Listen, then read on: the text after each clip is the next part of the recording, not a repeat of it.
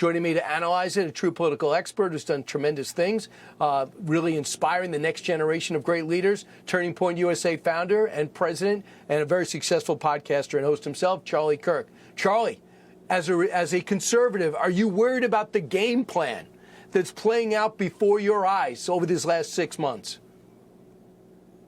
Oh, without a doubt. And by the way, wonderful open there, Brian. Phenomenal. I got to tell you that the Democrats standing for illegal aliens over American citizens, it's nothing new. But as we've seen in just the last couple of days, this increase of not just from rhetoric, but to action on the streets.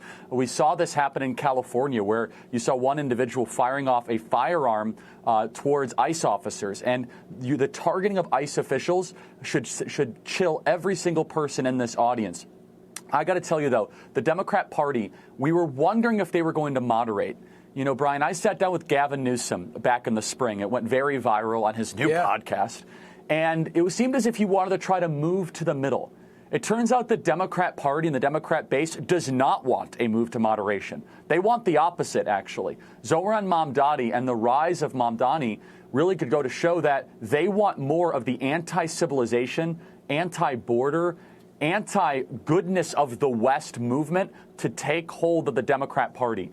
So I think this is a very good opportunity for those of us that are conservatives to consolidate our popular support, deliver for the American people, and contrast that against the radicalism of the Democrat Party. So you just had a very successful summit over the weekend, and you talk about a lot of young people. 6 months in, what do they think of the job Trump is doing? Well, they're very supportive of President Trump, and honestly, they need the help. One of the reasons why President Trump won the White House is younger voters put him in the White House. President Donald Trump was unafraid to go on social media, and he dominated on TikTok. He was unafraid to go on podcasts. And the younger generation, one of the main reasons they supported President Trump, they want to be able to own homes, they want to have kids, they want to get married, they want their slice of the American dream. I think President Trump is going to deliver for them with the one big beautiful bill, with deregulation, with lower energy costs, with tax cuts. So they're very much they're very much behind President Trump and his agenda. So what's interesting is when it comes to immigration, it stunned me. In 6 months, he closed the border. You couldn't really talk about solving immigration problems or comprehensive immigration because the border's never been closed. Reagan's big mistake is he did amnesty for the people here, and he thought Democrats would help him close the border. They didn't. But Trump closed it himself. And now he's got the money to build an entire wall. They can't stop him. Joe Biden can't sell it off.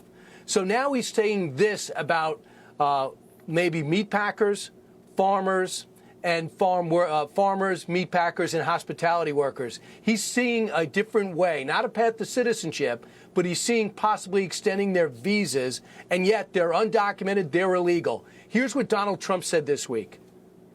There's no amnesty. What we're doing is we're getting rid of criminals, but we are doing a work program. We've got to give the farmers the people they need, but we're not talking amnesty.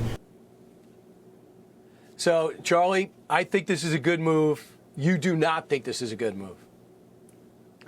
Well, it depends how this plays out. First of all, I love to hear no amnesty, and I'm glad to hear that. I'm a little bit skeptical, though, not from President Trump, but from other people that are pushing, let's just say, their immigration agenda, that it seems as if we've only compromised in one direction over the last couple of decades. We do have this addiction to migrant labor in this country. We do. And breaking an addiction can be very hard. When you break addiction to alcoholism or drug use, you can sometimes have a very difficult withdrawal period. But the voters overwhelmingly voted in November that they want mass deportations, period. And 6 months in, I don't think that Trump voters or the Trump base, they necessarily want to hear something of, I won't even use the word amnesty, but some soft accommodation. There are still legal ways that you can get migrant labor, H-2B visas or H-2A visas, for example. We're talking about here, though, is trying to break the addiction of illegals that have taken jobs in some of these areas. Now, the counter argument is they say, well, Americans don't want to do these jobs. Well, my other counter to that is, well, what if the addiction to migrant labor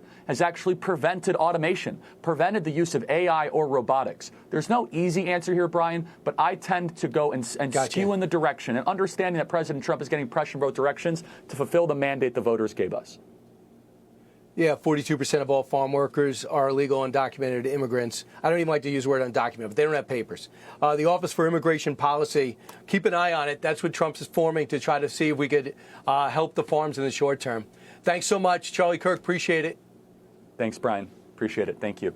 Hey, Sean Hannity here. Hey, click here to subscribe to Fox News YouTube page and catch our hottest interviews and most compelling analysis. You will not get it anywhere else.